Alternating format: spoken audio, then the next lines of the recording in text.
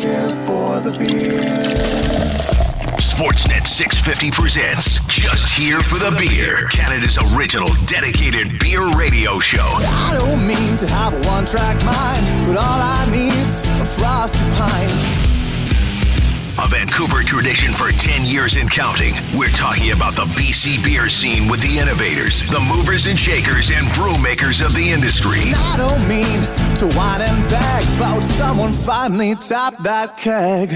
I'm just here for the beer. It's Just Here for the Beer Radio with your hosts, Joe Leary and Rick Mohabir.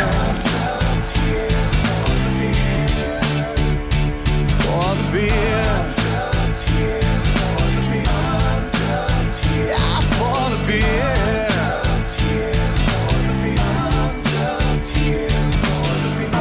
Just here for the beer. It is another episode of Just Here for the Beer Radio, a broadcast tradition since 2010. Joe Leary and Rick Mohabir. You can check us out online, justhereforthebeer.com. Listen to previous episodes of the show. It is available for podcast wherever you get your podcast from, and you can follow us on social media at JHFTB. It is the Easter weekend as we record this show. It's Easter here in, and we're in the Fraser Valley. This is, Rick, this has been a long time since we've been here. We've had representatives of Fraser Valley brewers and what have you on the shows over the course of time, but we've never actually done a dedicated show from the Fraser Valley, and today we are in Abbotsford at the new location, the one-year-old location of Old Yale Brewing. And it's incredible. You come in here and, you know, Joe, we were pulling up and we're like, this doesn't look like the place that we've been to before. Just to see the expansion of tasting rooms within the industry. And I think, you know, given where things are going right now, I think that's what we're going to be seeing. It's not necessarily expanding distribution and all of that. I think more and more tasting rooms are going to be where it's at. And what I think is interesting is that when you look at the evolution of tasting rooms, and again, you know, they were primitive in their early days because the laws weren't really encouraging for them to expand beyond other than fill up a growler, maybe get a pepperoni stick or a bag of hard-bite potato chips, and that was it.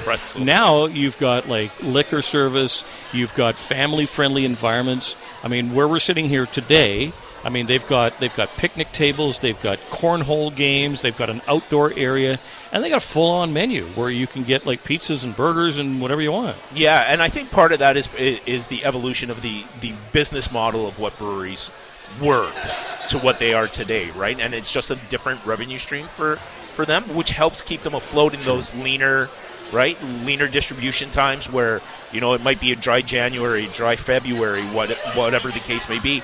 Having a tasting room like this that's kid-friendly, that's dog-friendly, that means families get a chance to spend that quality time together that we didn't in the past. Well, I remember early on when some breweries were kind of complaining that, you know, all they were allowed to serve was beer. And, you know, let's say somebody in your party comes in with you and they're not into beer. They want a cocktail or they want a glass of wine.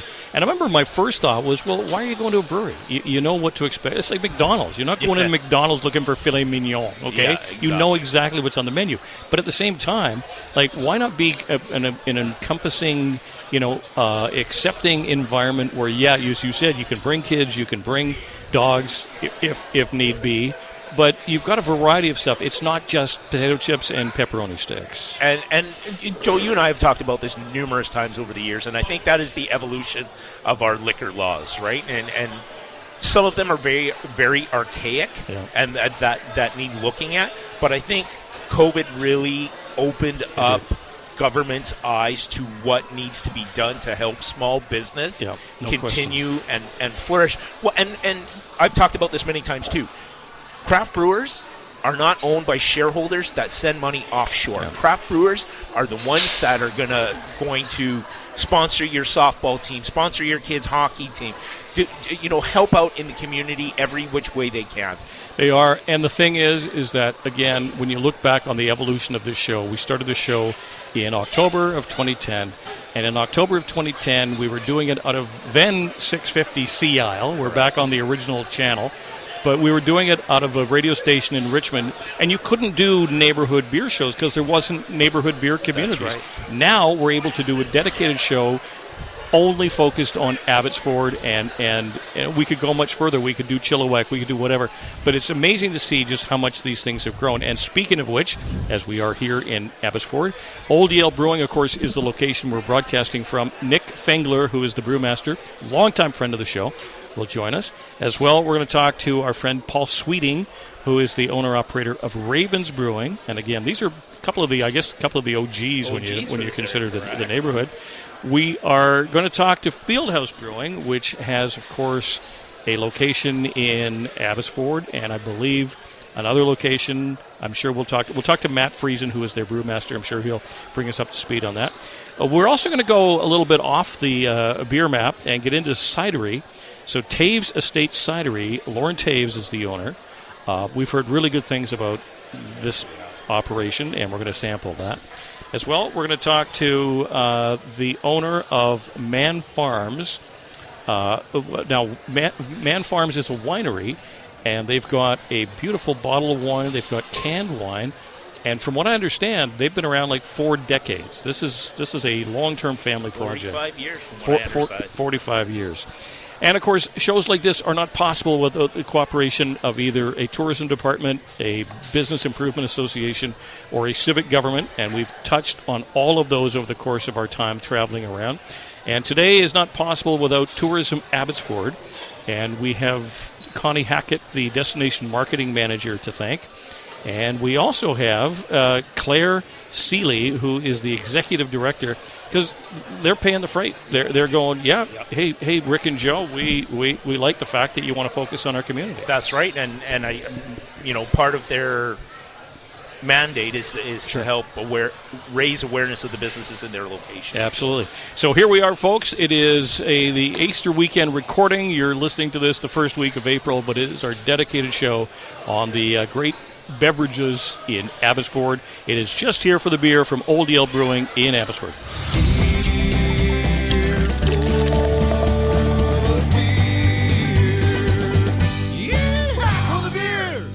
I'm Bailey Murphy, stylist at the award-winning Avant-Garde Hair Studio in Yaletown. We're known for creative hair makeovers, both male and female, and if you're looking for something new this new year, come and see me. 2021 means it's time for a change and a fresh start and a fresh new look. If it's highlights, a fade, or just a bold new style for 2021, talk to me, Bailey Murphy. I'm at Avant-Garde Hair Studio, 1075 Mainland Street in Yaletown, or you can email me, hairbybailey@gmail.com. That's hairbybailey, BAILEYY @gmail.com.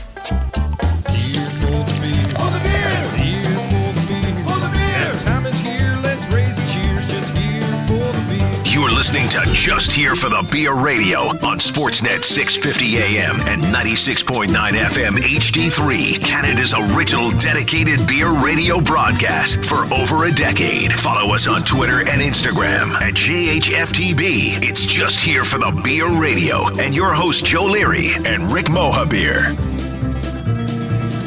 And welcome back to Just Here for the Beer Radio, Canada's dedicated exclusive radio broadcast and podcast. Heard exclusively on Sportsnet 650 AM, 96.9 FM HD3, and online, sportsnet.ca/650, and available wherever you get your podcasts. Joe Leary and Rick Mohabir broadcasting from Old Yale Brewing in Abbotsford as we do a dedicated show to the area. And we were a little confused when we got here because Yes. There's an Old Yale Brewing in Chilliwack, and that was the location we were at because we're looking at this building going, this looks totally unfamiliar, unless the whole neighborhood grew up in the time we've been here. But it turns out this is the newest location of Old Yale Brewing. Nick Fengler is the brewmaster. Pleasure to see you, sir. It's been a while. It's been a long time. How are you? Good to see you. Yeah, good to see you guys. I'm doing well, really well. It looks like business is doing well because you've got this spectacular facility in Abbotsford. How new is this building? So we are just at our 1-year anniversary, beginning of April, so like now.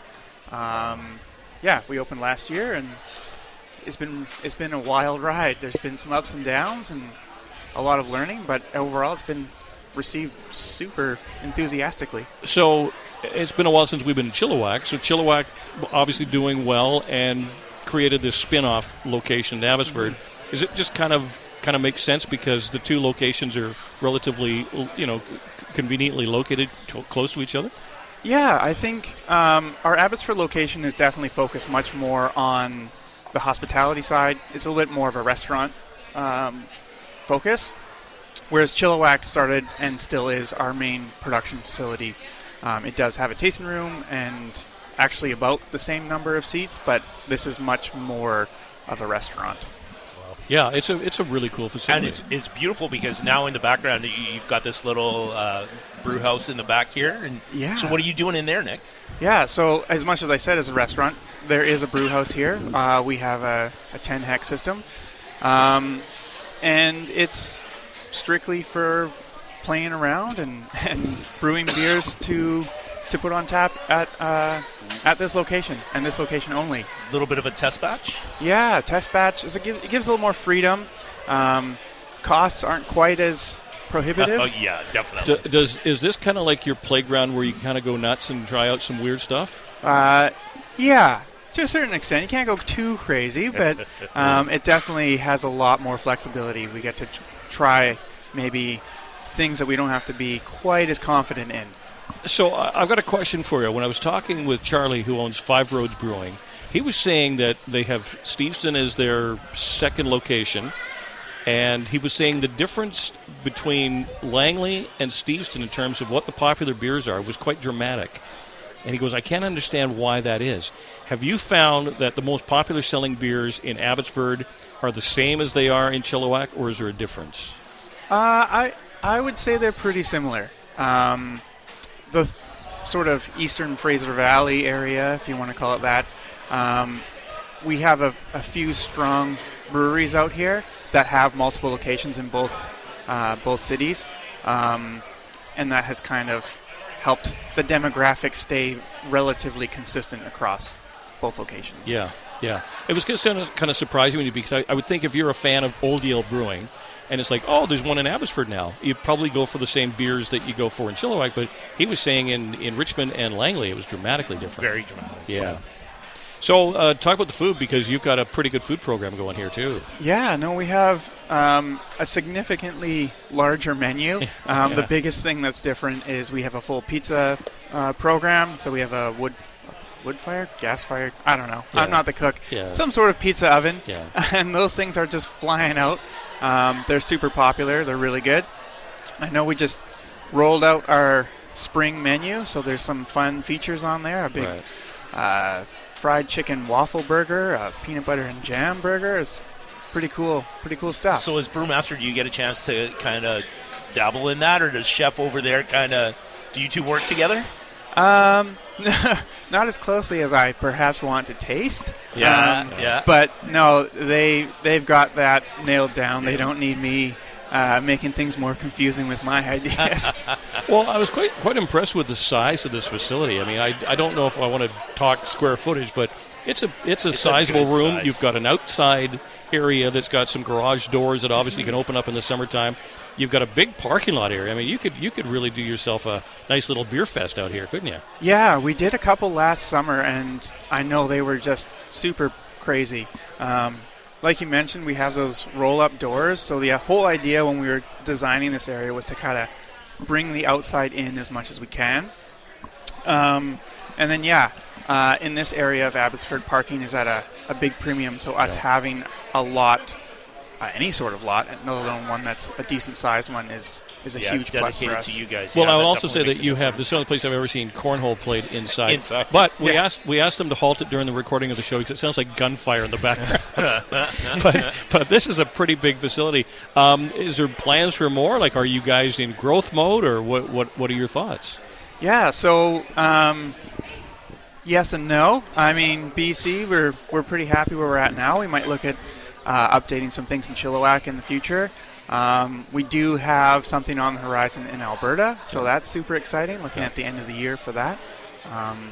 Can't really say too much more on that one. Yeah, because you never know, right? Yeah. All kinds of permits. He's already said enough. Okay.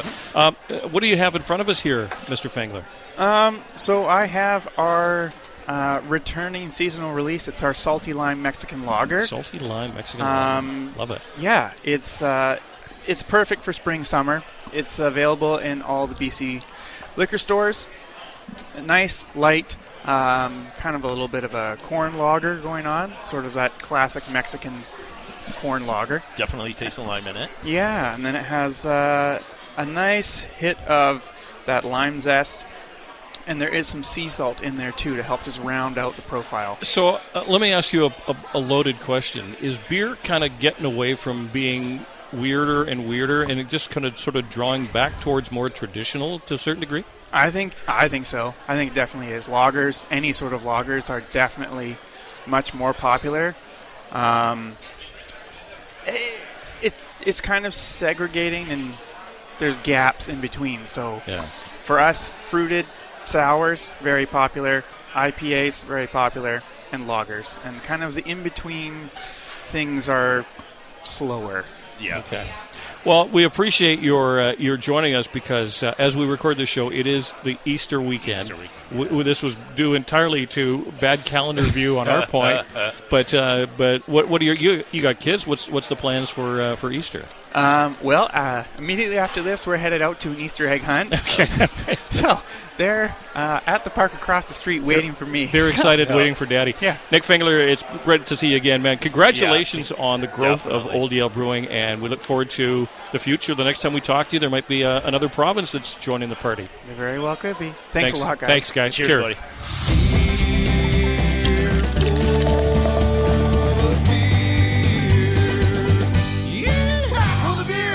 Just Here for the Beer Radio is presented by Shop Angry Otter Liquor Stores, where local lives. With 25 locations from Vancouver to the Okanagan, BC's premier liquor shopping experience has something for everyone. Why choose between assortment and experience when you can have both? Every Angry Otter Liquor location has a trained team and a vast curated selection of the best beer from your neighborhood to the province. Check out Angry Otter Liquor on Facebook, Instagram, or angryotterliquor.crs for a list of locations.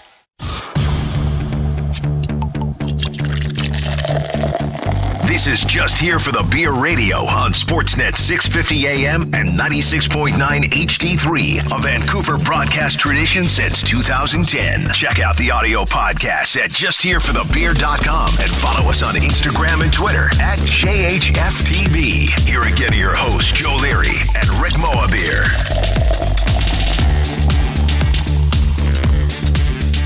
Welcome back to Just Here for the Beer, Canada's dedicated exclusive beer radio broadcast and podcast. It's also heard exclusively on Sportsnet 650 AM, 96.9 FM HD3, and streamed online at sportsnet.ca/650.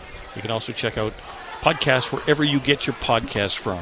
Joe Leary and Rick Mohabir at JHFTB is our social media. JustHereForTheBeer.com is where you can hear previous episodes of this show that dates back to 2010. And we're broadcasting from Old Yale Brewing in Abbotsford. It's a special show dedicated to the great beverages that come from this area.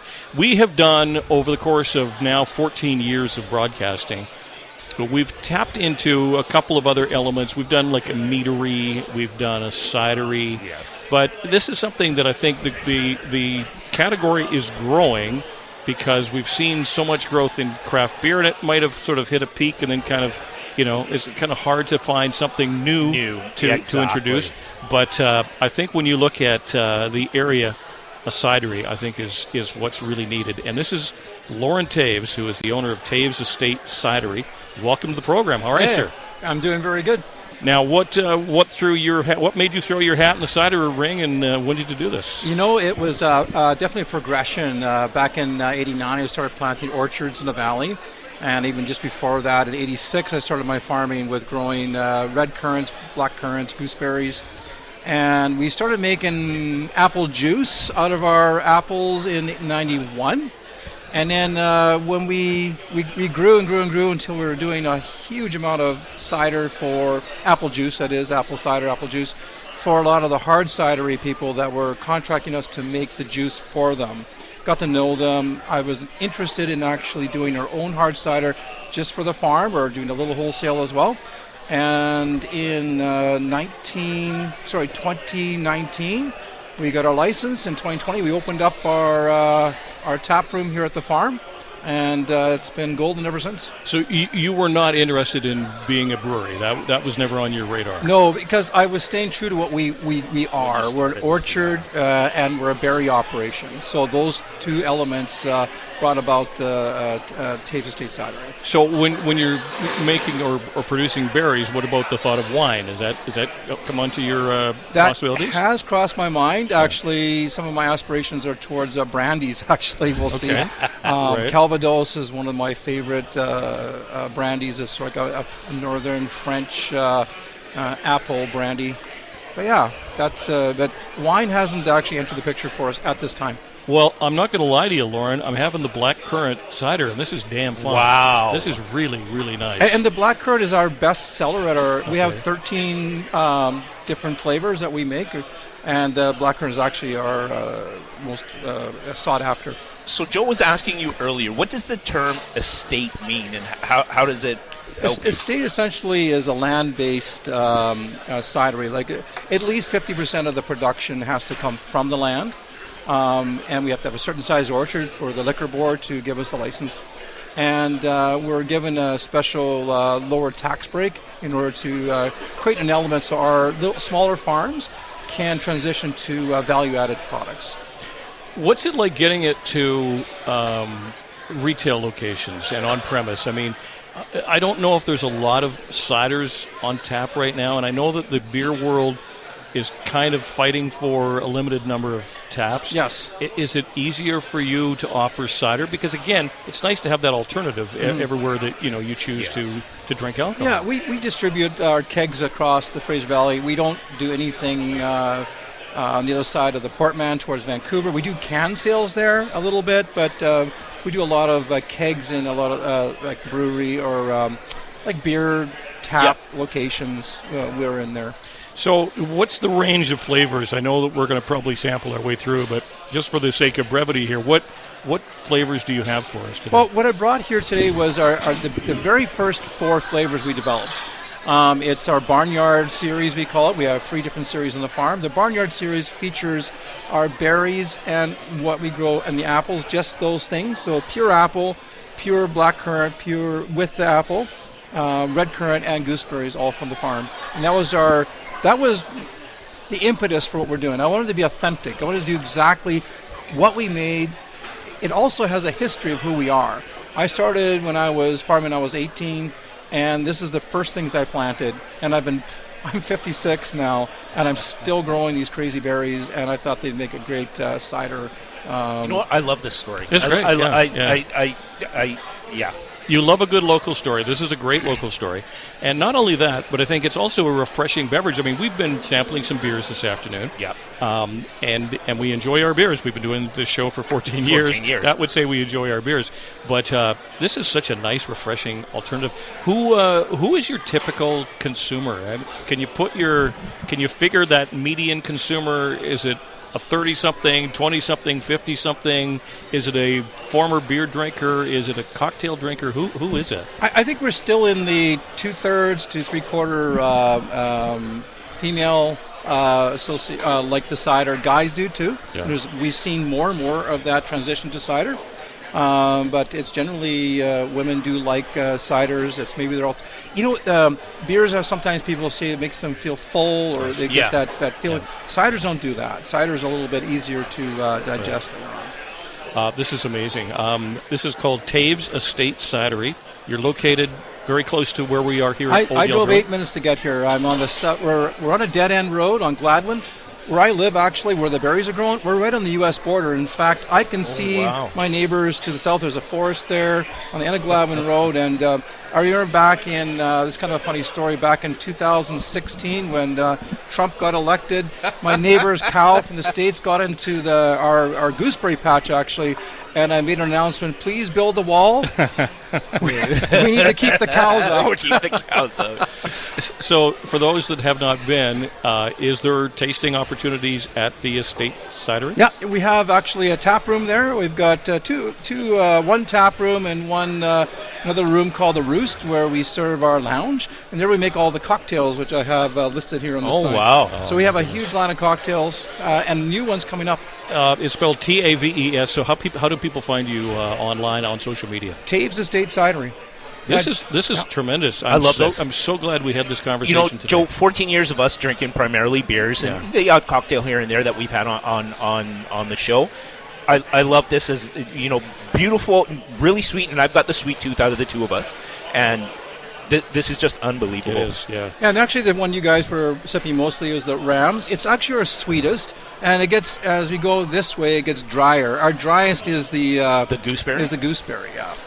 And actually, that's our second most popular flavor is the gooseberry, because gooseberry has an amazing way to blend with apple to create this pop that when you drink it. This is tremendous. Yeah. Loren Taves of Taves Estate Cidery in Abbotsford, thank you so much for joining us. Welcome. Cheers. Cheers.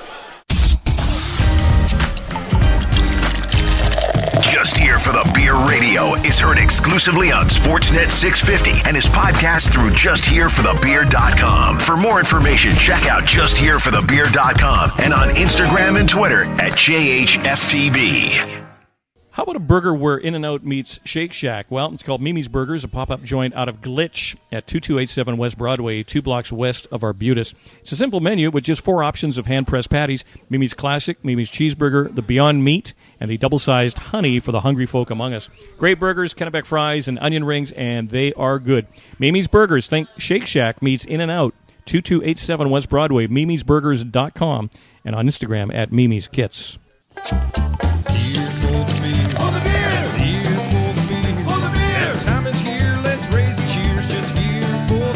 You're listening to Just Here for the Beer Radio on Sportsnet 650 AM and 96.9 FM HD3, Canada's original dedicated beer radio broadcast for over a decade. Follow us on Twitter and Instagram at JHFTB. It's Just Here for the Beer Radio and your hosts Joe Leary and Rick Mohabir.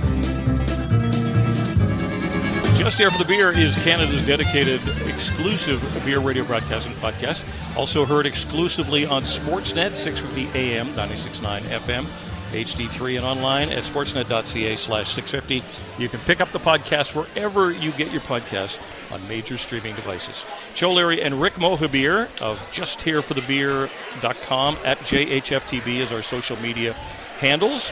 We're broadcasting from Old Yale Brewing in Abbotsford as we focus on the beverage community of the Fraser Valley and this great area. And we're joined by Gurauv, who is the owner of Maan Farms Estate Winery in Abbotsford. How are you, sir? Doing fantastic. How are you? Excellent. All the better for having somebody bring some beautiful beverages to the table. Tell us about the Maan family estate. How long you guys been around? So it's actually my family business, third generation. We've been. You're third generation. Yes, okay. I'm third generation. So wow. My parents are the owners, and there's 3 siblings, and my parents that run the farm. I have a 4th sibling who always contributes as well. But my parents, they came here in the 70s. We started a fruit stand. Selling berries on the side of the road. My parents brainwashed us. They're like, your summers are meant for selling berries and growing berries. Ours.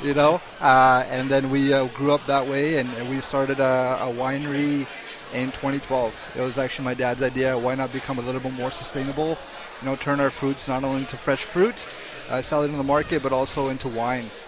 Take a pound of berries, turn it into wine, you sell it for $20, whereas a pound of fruit goes for $4. Yeah. Right? Yeah. So that's kind of the source of our business, but now we're all about family, farm, and fun.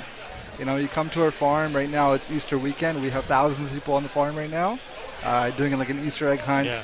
There's like a petting zoo play area, people get to try our wine. Do you have goats? Yes, we have goats. Cute baby goats? Cute baby goats. Okay. Yeah. We do goat yoga. I don't even know what that is. But Yeah, it's awesome. I mean, in a nutshell, that's our farm. It's a family-based business that's we're very passionate about what we do, and we love innovating and doing fun stuff. You hit on something, because I don't know if you've ever taken your kids berry picking, but when I was growing up, it was not unusual for me and my family to do some berry picking in Richmond. Yep. And as a young kid, you could make some pretty good dough to pick berries when they weigh them for you. But also, friends of mine own a blueberry farm in Richmond, and I know there's a lot of spoilage. So for your dad to have the foresight to go, hey, you know what, why not make this into something that's more sustainable? I think that's a brilliant idea. Yeah, 100%. My dad's he's the backbone of the business. Right. I'm so grateful to my parents. They work so hard. And now, my siblings and I, we get to stand on their shoulders. So who is the wine genius in the family then? Well, I'm the director of winery operations. So you're the genius in the family. I'm not genius, but I have a lot of fun with it. Yeah. It's a full-time gig for me. I did it through school. I do it, 24/7. This is what I bleed, right? So my brother, he does a lot of the farming. So he grows all the berries. My sister, we call her the director of fun. She comes up with really cool ideas. Like we made a pumpkin spice wine. That was her idea. We have a pumpkin spice ice cream that went viral. So we do a lot of fun events like that, and it's just a collaboration.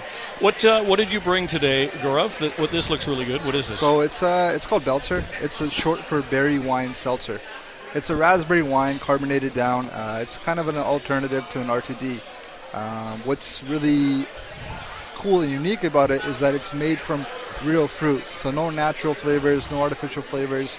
You pour this out into a glass, it has real red, ruby red color because it's made from real raspberries. So we're drinking our raspberry Belzer.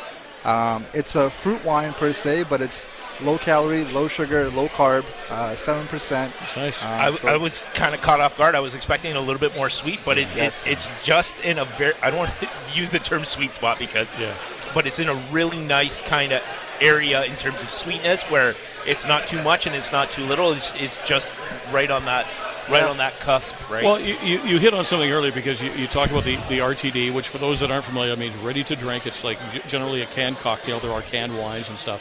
But it's a very, very competitive market. It's a very crowded market. I'm sure when you walk into like a full-end, like a Angry Otter or a Legacy liquor store, there's no shortage of competition. How have you been getting this to the marketplace? How have you been introducing this to people? Well, our sweet spot is actually our table wines. Like I've had our strawberry rhubarb here as well. Strawberry rhubarb? Yeah, strawberry rhubarb wine. That sounds good. So it's we have 5 table wines that we produce, and they're available all over BC. So like 350 liquor stores, private liquor stores, not in the BCL yet, but we're also in about 70 or 80 stores in Alberta. But the Belzers themselves, they were kind of our entrance into Save-On Foods. At Save-On Foods or grocery stores, you can't really get RTDs. So we found an area that doesn't have a lot of competition that we can introduce a beverage like this, and it's been very successful there. So tell us about the non-estates then. Where are you located? We're here in Abbotsford, BC. Okay, but do you have like an on-site tasting room facility where you can purchase and all that sort of stuff? Yeah, we have a tasting room there. Production site is on site. It's on the corner of I and Mackenzie Road. So literally just down the street from the UFE, 5 minutes from the Abbotsford, border crossing. Yeah. We have a petting farm there. There's and you're guaranteeing me there's cute baby goats there, right? 1,000% all the time, all the time. Because otherwise, why do you go to a petting farm? Well, exactly. Yes. This is amazing. And again, how long have you been around? For 45 years. 45 years. Wow. Yes. Wow. Yeah. And again, you're widely available. As you said, you're not in the BCL, but you're in. And how do people find you online? Just, go to maanfarms.com. Maanfarm, MAAN farms.com. Exactly. Or just look us up on Instagram. We're always doing fun events, always involving the community with fun stuff. And with cute baby goats. He doesn't get any better than that. Gurauv, thank you so much, my friend. Cheers. Thank you so much. All right.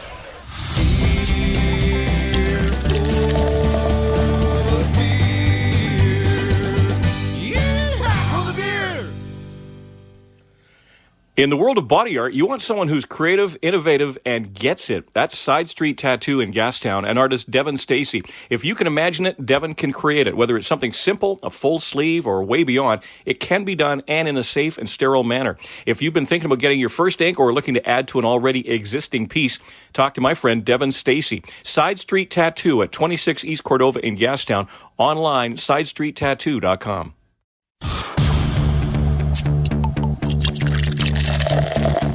This is Just Here for the Beer Radio on Sportsnet 650 AM and 96.9 HD3, a Vancouver broadcast tradition since 2010. Check out the audio podcasts at justhereforthebeer.com and follow us on Instagram and Twitter at JHFTB. Here again are your hosts, Joe Leary and Rick Mohabir. Just Here for the Beer Radio, broadcasting on location from Old Yale Brewing in Abbotsford. It is Canada's original dedicated beer radio broadcast and podcast, heard on Sportsnet 650 AM, also 96.9 FM, HD3, and available wherever you get your podcasts on major streaming services. Joe Leary and Rick Mohabir from Just Here for the Beer Limited, justhereforthebeer.com, at JHFTB, where you can follow us on all social media platforms. And this is kind of cool because we've been doing this show since 2010, and we've been lately, in the last couple of years, we've been focusing on dedicated areas, but not just beer, because there's so much more in the area than just the brewery. And I think it's just the growth in the industry, right? It's not, and again, we love our beers, right? And cideries, right? Our eateries, anything that kind of ends with E. Our guest is the Executive Director of Tourism Abbotsford. Her name is Claire Seeley. Claire, thank you so much for making this show happen. How are you? Thank you for having me. I'm great, thank you. Pleased to be here. Well, we don't need to put you under the spotlight and talk about the brewery scene, because that's what we're already talking about. But it's amazing to think, because again, I came here yesterday. We both staying at the Clarion Hotel. Very nice accommodation. And I'm checking my Google Maps to find the location. I'm a Vancouver guy. You're a Steveston guy. Yes. And I was here in like 40 minutes. Yeah. And I didn't realize how much straight your car, you don't even need to move the steering wheel. It literally just goes straight once you basically get past Langley. But it's amazing to me, the growth in this area. You must be blown away by it. It's phenomenal, actually, and I'm new to the role. I've been here for 3 months. So for me, I'm a missionite, so just over the bridge. But one of the biggest challenges we've faced is exactly what you've just said. People assume they need a passport to come out to the valley, and literally 40 minutes, North Vancouver to downtown can take as long as it can to get out to the valley. Exactly. And then you've got all these unique experiences here, that farm-to-table dining. If we're on the east, the wineries we've got here, we're a major events area, and of course we're easily accessible not only from Highway 1, which is the route you took yesterday, but we're really close to the Sumas border crossing. We've got an airport here, so there's great access from wherever you're coming in the country or out of the country, so we're very fortunate. And what I like about it is that you feel like you're away. But you know what? You're literally like 45 minutes away from Vancouver, which I'm going to face again tomorrow. It's kind of a nice little excursion without really going anywhere. Yeah, without having to travel too far. It's perfect. Yeah. So in your role, I know you're new to the role, but obviously you know the area and you've been familiarizing yourself with the capacity of what Tourism Abbotsford has to offer. What are some of the things that you're most proud of when let's say you're at a tourism convention or something, and someone goes, "Tell me about Abbotsford. What's it all about?" What's your usual pitch? Well, how long have you got, honestly? The first thing that really hit home for me was, and we call it the attitude. So it's the attitude that's here, right? Like, everybody is so welcoming and so friendly, and it doesn't matter which part of the industry you've seen today, all the breweries and the wineries, they really support each other. And, that's what makes a great community. So that's been the first thing that's really hit home for me. And then when you look at all of the incredible experiences, I'm a bit of a goat fan now. I've been snuggling baby goats while drinking cider. You know what? There's nothing cuter than a baby goat. No. Not gonna lie. So those farm experiences, we're very heavy in agriculture. We've got beautiful tulip festival about to start next week in April, and floral displays, incredible cafes. I don't know if you've had the chance to go downtown yet, but the stores and the pastries that you can get down there are absolutely incredible. We were told by Connie, who works in your office, we were told about a great ice cream experience in your building. In our building. Our building smells of waffle cones, and how many people can adhere to that? And the ice cream is phenomenal, Banta ice cream. So, there's a lot going on here. So I'm going to guess, because when you think of the Fraser Valley, you think it gets stupid hot in the summertime, and I'm sure it does. But does that really bring a different vibe to the area than perhaps you would see in winter?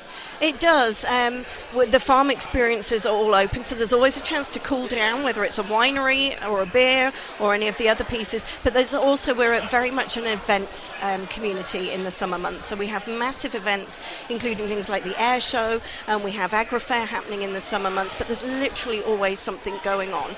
And it's got to the point now where we're actually dedicating a whole website just to events that are happening in Abbotsford, because there were too many to keep on our website. So We've partnered with the city. There's so many sporting events. We've got trade decks where we've got trade shows coming in.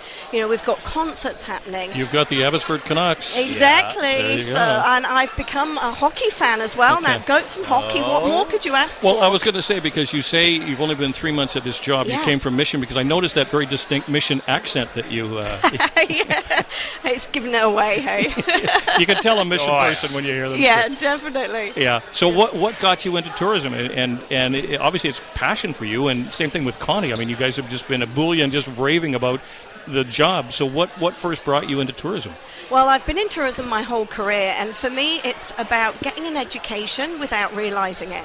So, you go and you experience new places, so you meet new people, you learn about new cultures, but it's in a fun way. It's not in a way that you're really, being sitting down and being told. Yeah. And then it's about the people, honestly. The people within the industry are so supportive and friendly and amazing. That's the reason we moved to Canada. We came here on holiday and had such incredible service and met some wonderful people. We ended up moving from the UK. So, tourism can impact in a lot of different ways. Sure. And what would you say for, like you mentioned earlier, and I think it's so key that people think that, you need to get a passport to come to the Valley, and you certainly don't. It's like 40 minutes. If the traffic's good, it's like 40 minutes. Yeah. But what's the main selling point when someone says, give me a reason. Why do I want to visit Abbotsford if I live in, say, North Vancouver?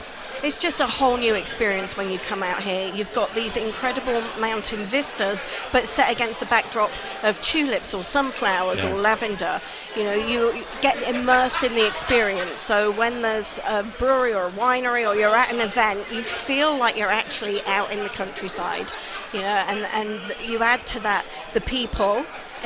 It's just a win-win, honestly. Well, nice. I'm so glad we had this opportunity, and thank you to Connie and yourself, Claire, for hooking this up. And I'm hoping that we can do this on an annual basis, because it just amazes me to see the development from one year to the next. And you can only imagine going forward, it's only going to continue at that pace. And there's going to be more and more really good reasons to want to make sure that people come out and check out the area. Absolutely, and we've got Taste of Abbey that we put on in September, and that really focuses on all of the different foods and drink experiences. We bring in local artists to really give people that overall taste of Abbotsford. So we would love you to come back and experience that. You have given us a very good taste of Abbotsford, and we thank you so much. Claire Seeley is the Executive Director of Tourism Abbotsford. Thank you so much. Thank you. Cheers. Cheers.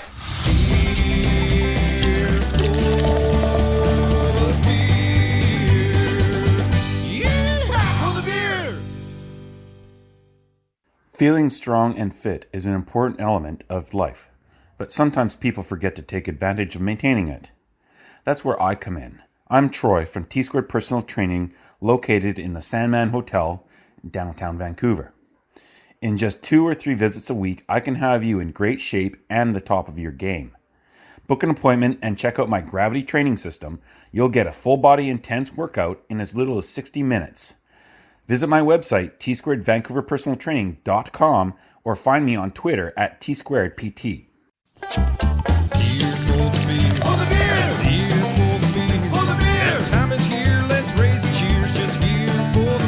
You're listening to Just Here for the Beer Radio on Sportsnet 650 AM and 96.9 FM HD3, Canada's original dedicated beer radio broadcast for over a decade. Follow us on Twitter and Instagram at JHFTB. It's Just Here for the Beer Radio, and your hosts Joe Leary and Rick Mohabir. It is Just Here for the Beer, Canada's dedicated exclusive beer radio broadcast and podcast. Heard on Sportsnet 650 AM, 96.9 FM, HD3. Online, sportsnet.ca/650. And available wherever you get your podcasts on major streaming devices. By the way, wanted to mention, Just Here for the Beer is a website. It is a platform for broadcast. And it's also beer tours. Brewery tours, that's correct. We're doing brewery tours throughout the Lower Mainland. We've got... primarily down in East Vancouver, because we got some really great breweries down there, but we've been up to the North Shore, been as far down as White Rock, we've been out to Langley, and just loving it. And everybody that comes out gets a free T-shirt. It's approximately 3 hours. Sometimes, and Joe, you know this when you've been on a few brewery tours. We've got an opportunity to talk to owners and brewmasters, and what got you into this? How did you get to ask questions that you don't always get a chance and to. You usually end up requiring a little bit of food along the way, and you make sure that there's at least one stop that's got a nice tasting room with food options. Joe, correct? you and I both love our food, so yes, definitely along the way there's a stop that has a great food program, and we make sure you have an opportunity to grab something to eat while we're there. Well, maybe there's a Fraser Valley tour coming, because we are in the valley. We are in Abbotsford. We're in Old Yale Brewing. This is their beautiful location, 1 year old. We talked earlier in the show to Nick Fingler, who is the brewmaster. We're joined by Matt Friesen, who is the brewmaster of Fieldhouse Brewing. How are you doing, sir? I'm doing well. Doing great. All right. Thanks for joining us. How long have you been doing this? About 7 years now. Yeah. 7? Yeah. Home brewer? Home brewer. Yeah. I decided to brew about every single style in the BJCP style guidelines in 1 year.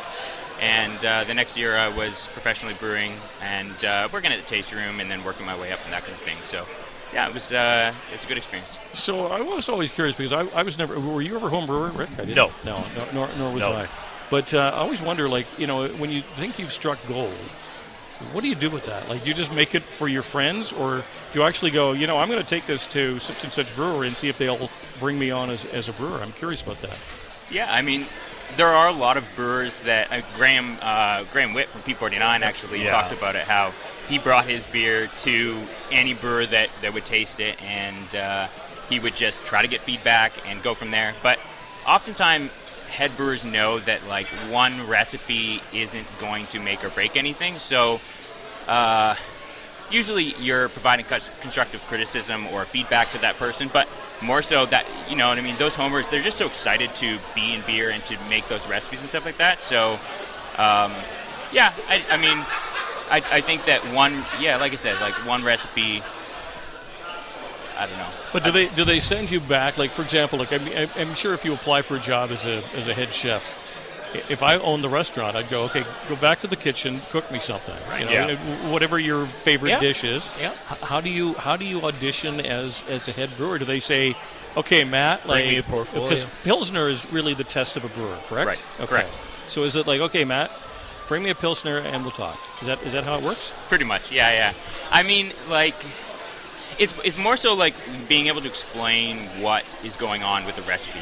I often gauge. Like, let's say I'm interviewing a person for a head brewer position.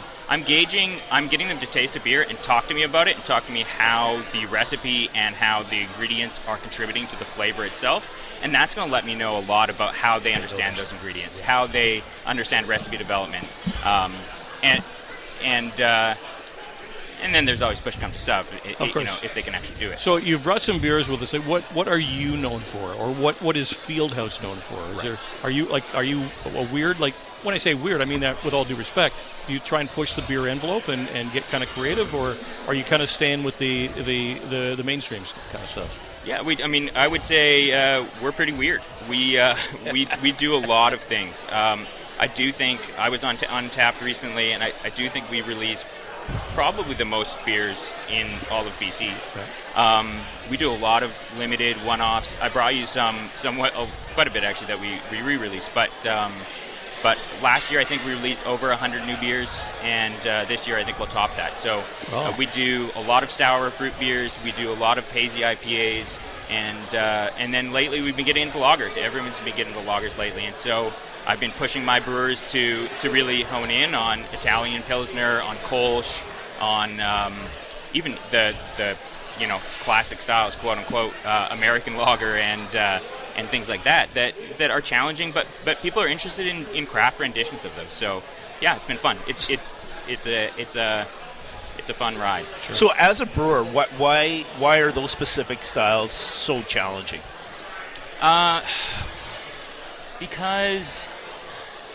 Because the Germans are really good at it.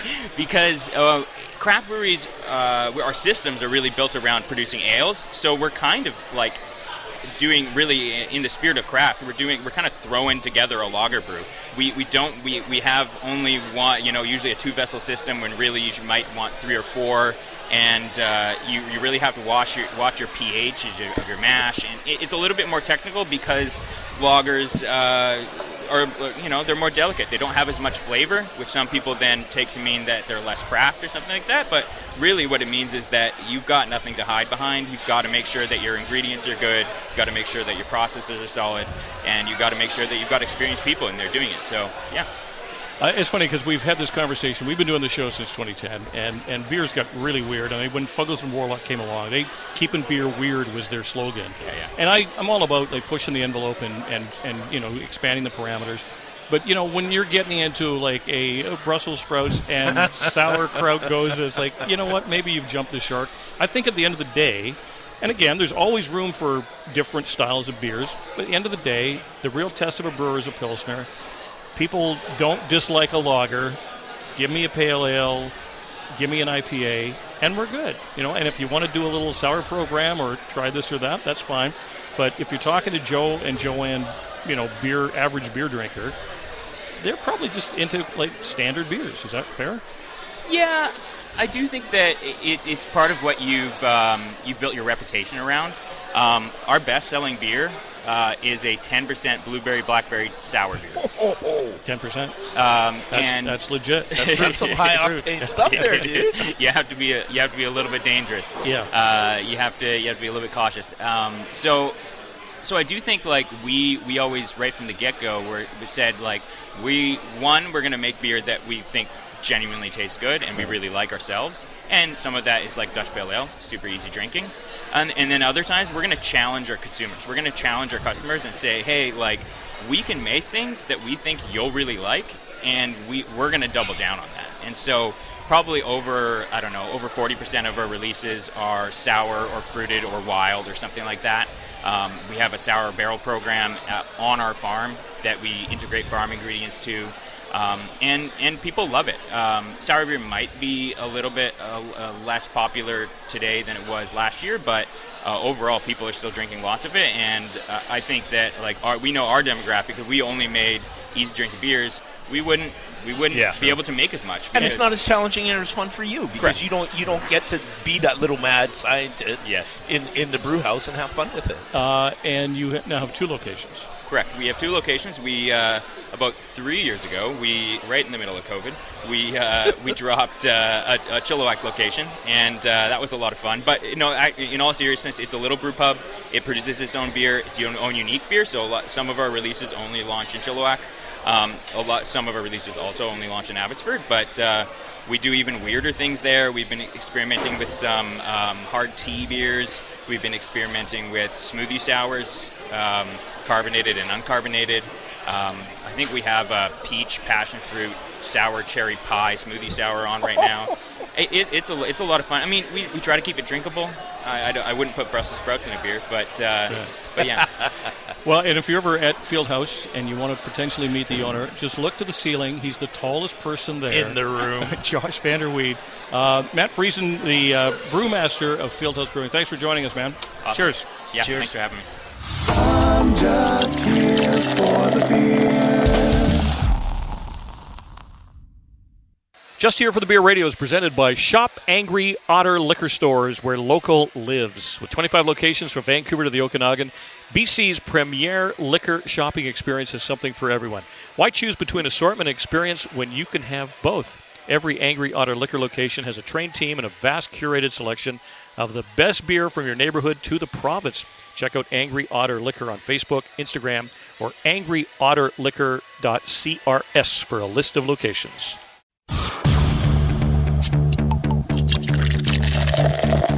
This is Just Here for the Beer Radio on Sportsnet 650 AM and 96.9 HD3, a Vancouver broadcast tradition since 2010. Check out the audio podcast at justhereforthebeer.com and follow us on Instagram and Twitter at JHFTB. Here again are your hosts, Joe Leary and Rick Mohabir. We welcome you back to Just Here for the Beer Radio, broadcasting on Sportsnet 650 AM at 96.9 FM HD3. Also online, sportsnet.ca/650. Just Here for the Beer, available on all social media platforms, Facebook, Twitter, X, Instagram, at JHFTB. And we're broadcasting from Old Yale Brewing in Abbotsford. It's a dedicated show focused on the beverages of the area, which is forever expanding. Yes. And we're joined by a person we've had on the show a couple of times. It's been a while since we've seen Paul Sweeting, the operator-owner of Ravens Brewing. And, boy, so much has changed, Paul, because just catching up with you off-air, the building that we went to before, and this goes to show how many years it's been since we've been out here, Paul, you're not there anymore. No, we moved 2 years ago now, just right after the Fraser Valley flood. We moved to a new 12,000 square foot facility on the Sumas Nation land. As an Aboriginal brewery, we thought that was important for us to also be operating on the land. And we've been there for 2 years, focusing mostly on commercial brewing. We don't have a tasting room yet, but hope to have that in the next year or two. Now, COVID is pretty much in our rearview mirror, but we haven't seen you for a while. How did that have an effect on you? Was it positive? Because we found some breweries were able to obviously do things that they weren't allowed to do previously. Delivery, off sales. When you look back on that time 3-4 years ago, did it help? Did it hinder? Did you work with it? Yeah, well, one thing COVID has taught us is you have to pivot and be flexible. Sure. Mm-hmm. So during COVID, we had previously acquired a distillery license and just gotten our still. So we were making hand sanitizer all through COVID. So we were able to not lay off any staff. They were mixologists making hand sanitizer, helping the community. But through the home deliveries and everything else, we were able to survive pretty well and had the opportunity to move and grow through COVID. Since then, we've now realized we have to be flexible again, and we've added on contract brewing and storage and distribution to our portfolio to level the keel through everything. So just to be clear, for people that are listening to the show that might not be familiar with the term contract brewing, that means that we could do Joe and Rick Brewing without actually having bricks and mortar foundation. We could go to you, and what's the process then? We use your tanks, you give us X number of tank days, or what's the process there? Yeah, there's two ways that we operate. We work with other breweries. Some of them don't have capacity, or through this whole process they want to expand into distribution. So we can work with them with their recipes. We'll manufacture for them, and we try to provide a complete service. So we go right from the grain to the can and into distribution. They may never touch the product at all. But at the same time, we also can work with someone who has a brand idea. We work with them, develop a recipe, and we'll brew it and manufacture that, and then get it out for them as well. So again, not that I'm dwelling on this, but I'm just curious. Do I come to you with a recipe, or do I go to you and say, Paul, can you create me a recipe? Here's basically what I want to do. Like, for example, we're trying something really adventurous right now. Tell us what this is, and let's say that I came up with this concept. Could you create this for me, or would you go, no, let me come up with something for you? Yeah, on the contract brew side, we can develop the recipe, come with a concept, we'll develop the recipe, or often people will come with a recipe, and we'll definitely have to still adapt it to our system. Sure. In the case of this one, this is what we call a tapache sour that we did for Taco Fino dinner series. And we took the traditional drink from Mexico. It's called tapache. It's a fermented pineapple and ginger drink, and did it in beer style. Nice. So we worked with Taco Fino, got the pineapple rinds from the restaurant in the brewing process, threw all those pineapple rinds in the beer, and then added some ginger. And then during the fermentation, we added the cinnamon and cloves and additional pineapple juice, and just a little bit of habanero just to give it a little kick. So how many versions did you try before you found one that you liked? We actually went straight to the tank with this one. Really? Yeah. Wow. We were pretty excited about this one, and we did a lot of research ahead of time because we never actually truly had a tapache. We would jump right in the tank. Reason to go to Mexico next time. Exactly. All right. So both Rick and I are big fans of heat. We love our heat. Spice. Oh. But you've got here a ghost pepper sour, and you even warn on the label it's hot. Yeah. How hot? It's legitimately hot. We 3 years ago did a mango jalapeno, and it was very popular. And then last year we went to go do it again, and the mango was stuck in the port strike. Oh! So we had to pivot. So we thought, okay, well, let's do a pineapple habanero, and kick up the heat a little bit. The old McDonald's concept, right? So then we did that one really well, And for years, I've always wanted to release a ghost pepper beer in Halloween.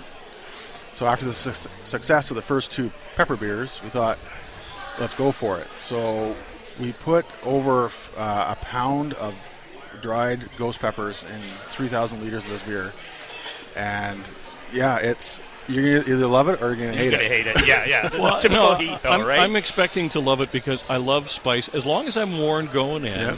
Because, for example, I remember going to... Perry here. Well, no, I remember getting horseradish at a keg one night, and they didn't warn me that it was, like, super hot horseradish. Yep. So I took a big chunk of it, and I literally had trouble breathing, okay? As long as I know going down that this is going to be a bit of a rough ride, possibly, I'm totally good with it. How's the reaction been? It's been really good. People are still calling, asking for it. The passion fruit comes out right away first, so you get a nice fruit bomb first, and then that heat comes. And so it kicks your butt at the tail end. So it's nice to have that sweetness up front and then have the pepper at the end, right? Yeah. Which just kind of sits on that tingle at the back of your tongue. Yeah, and we want, if we're going to say it's ghost pepper, we want it to be ghost pepper. Sure. Yeah, I threw around the idea of doing the 1-can challenge. Oh, that would have been interesting. Well, you've seen the show Hot Ones. Yes, where they go through the heat level of beer of wings. Yeah. Maybe there's something there, Paul. Yeah, exactly. Well, we'll have to a couple of different versions. Yeah. Just out of curiosity, because I am such a fan of hot, is this an untapped market? Like, are there much in the way? Like, there's a couple of mango habaneros out there and stuff, but is there like real kick your ass beers out there? We haven't seen a lot in BC. Like you say, there have been some people using some spice, but we really want to go for it. Especially this was a Halloween release, the ghost pepper. We really wanted to make it worth your while. Once again, where do we find Ravens Brewing in Abbotsford? We're located on Kilgard Road, just past Whatcom Road. We have the new facility there. We have an on-site store, no tasting room yet. But coming soon? Hopefully next year. Okay. Yeah. Paul Sweeting, the owner, operator of Ravens Brewing. Always a pleasure, sir. Thanks for joining us. Yeah, thanks for having me. Cheers. I'm just here for the beer. How about a burger where In-N-Out meets Shake Shack? Well, it's called Mimi's Burgers, a pop-up joint out of Glitch at 2287 West Broadway, 2 blocks west of Arbutus. It's a simple menu with just 4 options of hand-pressed patties: Mimi's Classic, Mimi's Cheeseburger, the Beyond Meat, and the double-sized honey for the hungry folk among us. Great burgers, Kennebec fries, and onion rings, and they are good. Mimi's Burgers, think Shake Shack meets In-N-Out, 2287 West Broadway, mimisburgers.com, and on Instagram at Mimi's Kits.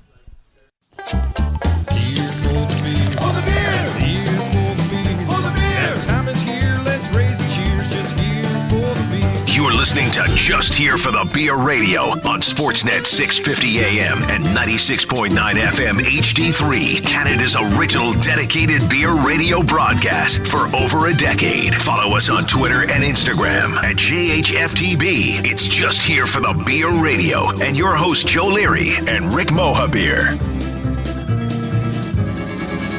And that is a wrap for Just Here for the Beer. JustHereForTheBeer.com, at JHFTB on all aspects of social media. Joe Leary and Rick Mohabir, thankful to the folks at Tourism Abbotsford for bringing us out here to do this wonderful show from Old Yale Brewing in Abbotsford. They also have a location at Chilliwack, which was the original location. Yep. And this is a really cool facility. And by the way, we'll let you know that if you do have kids and if they like cornhole, you can play cornhole. We've asked them to suspend cornhole while we're doing the recording because it just kind of sounds like gunshots, random gunfire. Yeah, we don't want that. But it's been a fun time. And by the way, if you enjoy the beer scene and want to check out the various beer communities, may I recommend my good friend Rick Mohabir and his Just Here for the Beer brewery tours. Yeah, folks, if you are interested in getting a group together or if you and your partner want to come out on a brewery tour, check us out at justhereforthebeer.com and check out our brewery tour page, and you can book. Usually we're in the East Vancouver area just because it's quick and convenient, but we go all the way up to North Vancouver, out to Poco, and all the way south down to the gorgeous breweries out in White Rock. And I don't know if you realize this or not, but we've been doing this. We're now in our 14th year. This is the first time the show has run completely on time as planned, and thank you to Tourism Abbotsford. Also, our thanks to producer Eddie Gregory. Yeah, baby. That is a wrap for Just Here for the Beer.